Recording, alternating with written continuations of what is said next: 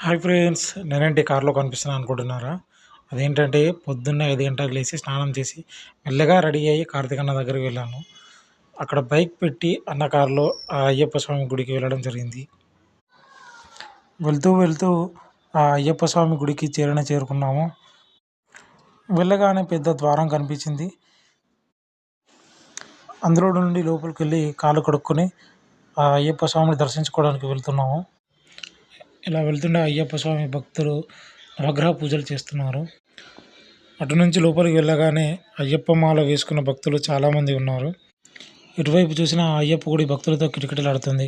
ఒకవైపు మాల వేస్తున్న భక్తులు దర్శనానికి వెళ్తుంటే, మరొక వైపు ఆ గుడి ప్రధాన అర్చకులు మాలలు వేస్తున్నారు.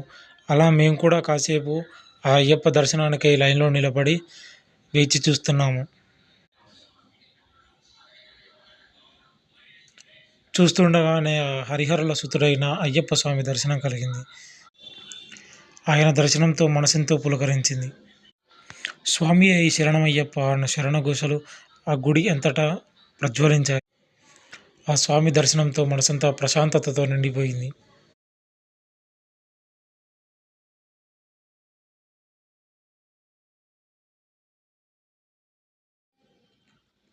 ఆ అయ్యప్ప స్వామి దర్శనమయ్యాక గుడిలో ఉన్న దేవతామూర్తులందరూ దర్శించుకొని కాసేపు గుడిలో కూర్చున్నాము.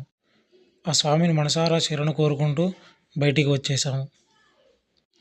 Thank you for watching. Please like, share and subscribe.